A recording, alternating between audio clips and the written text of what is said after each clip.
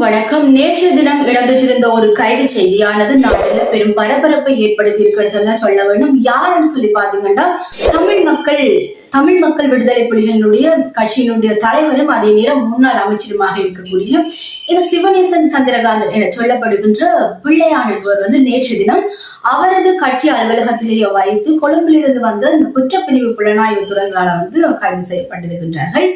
இவர் கைது செய்யப்பட்டதற்கான காரணம் போலீசாரால தெரிவிக்கப்படாத நிலையில இவர் கைது செய்தது ஈஸ்டர் குண்டு தாக்குதல் தொடர்பாக விசாரணைக்காகத்தான் இருக்கலாம்னு சொல்லி நேற்றைய தினம் இரவு சமூக வலைதளங்களை செய்திகள் அதிகமாக பரவ தொடங்கிவிட்டன.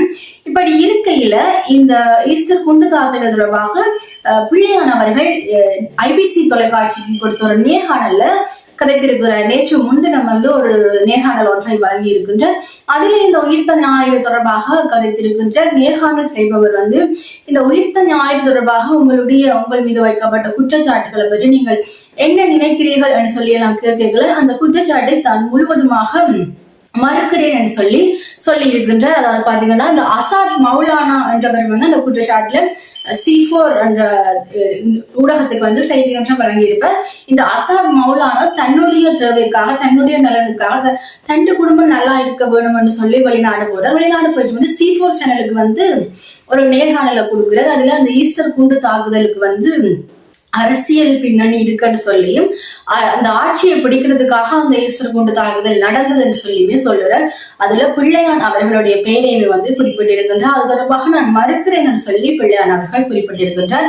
அதை விட பாத்தீங்கன்னா, இந்த சக்ரான், அதாவது இந்த குண்டு தாக்குதலை செய்தவர் சொல்லி அதிகம் பேசப்பட்ட இந்த சக்ரான் அவர்கள் காத்தான்குடியிலேயே பிறந்து அங்க வளர்ற கிட்டத்தட்ட யுத்தத்துக்கு பிறகு ஒரு பெரிய அளவான அமைப்பாக வளர்ந்து உலகளாவிய இஸ்லாமிய அமைப்புகளோடு சேர்ந்து இந்த பிரச்சனை, அதாவது இந்த குண்டு தாக்குதல் செய்தார் என்று சொல்லி அவர் தன்னுடைய மத போதனையில அவர்களுடைய மத போதனையில மாற்று மதத்தினரை கொல்றது அல்லது மாற்று மதத்திலிருந்து தங்களுடைய மதத்துக்கு மாற்றுவது, திருமணம் செய்து மாற்றுதல், இதெல்லாமே செய்தால் சொர்க்கத்துக்கு போகலாம் என்ற அடிப்படையில அவர் இவற்றை செய்தார் என்று சொல்லிதான். இது நான் சொல்லவில்லை. அதாவது பிள்ளையான் அவர்கள் ஐபிசி தொலைக்காட்சிக்கு கொடுத்த ஒரு நேர்காணல்ல இப்படியான விடயங்களை குறிப்பிடுகின்றார். ஆக இப்படி அந்த விடயங்களை குறிப்பிடுகின்றார்.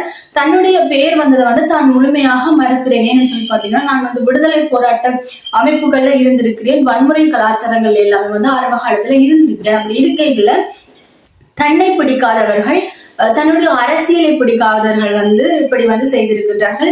இதனை மெருகேற்ற வேண்டிய தேவை சிங்கள அரசுக்கும் இருந்தது என்ற மாதிரி பிள்ளையான் அவர்கள் குறிப்பிட்டிருக்கிறார். ஆக இவர் இப்படி தன்னுடைய அந்த ஈஸ்டர் குண்டு தாக்குதல தன்னுடைய பெயரை வந்ததுக்கு முழுமையான மறுப்பு தெரிவித்திருக்கின்றார். இந்த நிலையில இவர் இந்த வன்முறை கலாச்சாரங்கள்ல இருந்ததற்கான நிறைய பேசுபொருள் விடயங்கள் இருக்கின்றன. அண்மையில கூட 4 பேருக்கு மரண தண்டனை வழங்கப்பட்டிருந்தது. மயில்வாகனம் ரவீந்திரன் என்பவர் இந்த மட்டக்களப்பு சந்தியில வைத்து சுட்டுக் கொல்லப்பட்டார். அதாவது மனித உரிமை செயற்பாட்டாளர சுட்டு கொன்ற வழக்குல 4 பேருக்கு மரண தண்டனை வழங்கப்பட்டிருக்குது.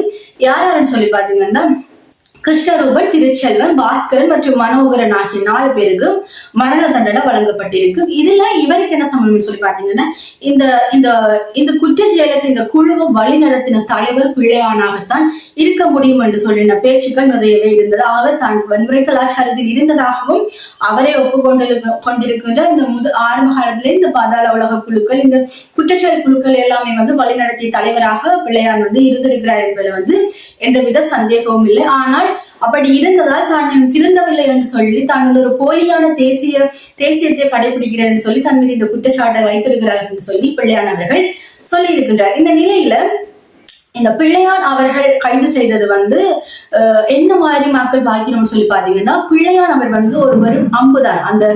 அந்த அம்பினை விட்டு வில்லினை விட்டு இந்த அம்பினை கைது செய்தது எவ்வளவு தூரம் சாத்தியமானது. அதாவது ஒரு குண்டு தாக்குதல் அரசியல் நோக்கத்திற்காக வேண்டும் என்று அப்பாவி மக்களை கொலை செய்த இந்த குண்டு வச்சு மக்களை கொலை செய்த இந்த தாக்குதல்ல இந்த அரசியல் ரீதியான பெரிய பெரிய தலைகளை எல்லாம் விட்டு, அதாவது சட்டத்திரணி சுகா சொல்வது போன்று பெரிய பெரிய தலைகள், திமிங்கிலங்கள், முதலைகளை எல்லாம் விட்டுவிட்டு இந்த மீன் குஞ்சுகள், நித்தனிகளை பிடித்து இந்த அனுர அரசு படம் போடுகிறதா என்ற ஒரு கேள்வி இருக்கின்றது. ஏன்னு சொல்லி பாத்தீங்கன்னா என்றால், இப்போ ஒரு பெரிய இந்த அரசியல் இந்த நாட்டுல ஒரு ஒரு பொது இடத்துல வச்சு குண்டு வச்சு தாக்கி மக்களை கொல்றதுக்காக போற திட்டத்துல சாதாரணமாக இந்த பிள்ளையார் மட்டும் இதை செய்துவிட முடியுமா என்ற ஒரு கேள்வி இருக்கின்றது. அவரிடம் இருந்து விசாரணை ஆரம்பிக்க வேண்டும்.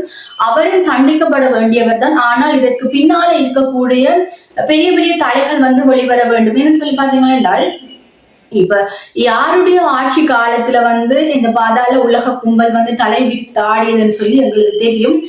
யார் வந்து மக்களாலேயே அடித்து துரத்தப்பட்டார்களோ அவர்கள் ஆட்சியை பிடிப்பதற்காக இப்படியான செயல்களை வந்து செய்திருக்கின்றார்கள்.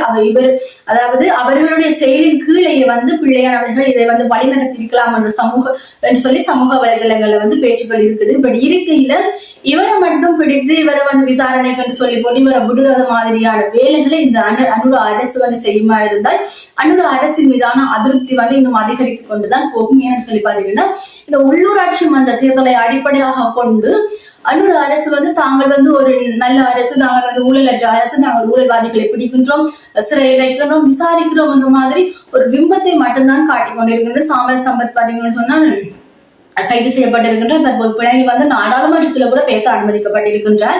இப்படி இருக்கையில அரசியல் பழிவாங்கலை தான் இந்த அனுர அரசு செய்கின்றது. அதை நிப்பாட்ட சொல்லியுமே வந்து சாமர் சம்பத் வந்து நேற்றைய தினம் நாடாளுமன்றத்தில் கதைத்திருப்பார். ஆக எல்லாரும் போய் வார மாதிரியான விடயங்கள்லாம் இருக்கு. டெய்சி பாட்டி, ஜோசித ராஜபக்ச, நாமல் ராஜபக்ச எல்லாருமே, மைத்ரிபால சிறிசேன எல்லாருமே வந்து குற்றப்புலனாய்வுல போயிட்டு வாக்குமூலங்களை கொடுத்து விட்டு திரும்பி வர மாதிரியான ஒரு இதுதான் இருக்கு. ஆக அந்த கைது செய்து ஒரு பரபரப்பை ஏற்படுத்தி அனுர அரசு இந்த என்பிபி அரசு பாத்தீங்கன்னா ஒரு சிறந்த அரசு என்று சொல்லி மக்களுக்கு ஒரு பிம்பத்தை உருவாக்க முயற்சிக்காமல் இதுக்கு பின்னால இருக்கின்ற உண்மையான குற்றவாளிகள் வந்து கண்டுபிடிக்கப்பட்டு அவர்கள் வந்து நீதியின் முன் வந்து முன்னிறுத்தப்பட வேண்டும் என்று சொல்லி பாத்தீங்கன்னா, அதுல இருந்த 268 பேருக்கு மேல வந்து அவங்களுக்கான நீதி வந்து வழங்கப்பட வேண்டும். அதை விட இன்றும் உயிரோடு இருக்கக்கூடிய 500க்கும் மேற்பட்டவர்கள் வந்து அங்கவீனங்களை இழந்து வந்து வாழ்க்கையில வந்து இவ்வளவு கஷ்டப்படுறாங்க. அவங்களுக்கு வந்து ஒரு சரியான நியாயத்தை வந்து கொடுக்க வேண்டும். அவர்களுக்கு இந்த அரசு பதில் சொல்ல வேண்டும் என்று சொல்லிக்கொண்டு அந்த முக்கியமான குற்றவாளிகள் வந்து இதனுடைய பின்னணியில கொண்டு வரப்பட வேண்டும் என்று சொல்லிக்கொண்டு இப்படியாக ஒரு விடயம் கிடைக்கின்ற போது அதனுடைய பின்னணிகளை தொகுத்து வழங்குறதுக்காக நான் தயாராக இருக்கின்றேன். இன்னும் ஒரு செய்தி தொகுப்போடு உங்களை சந்திக்கின்றேன். நான் உங்களுடைய சோழன்.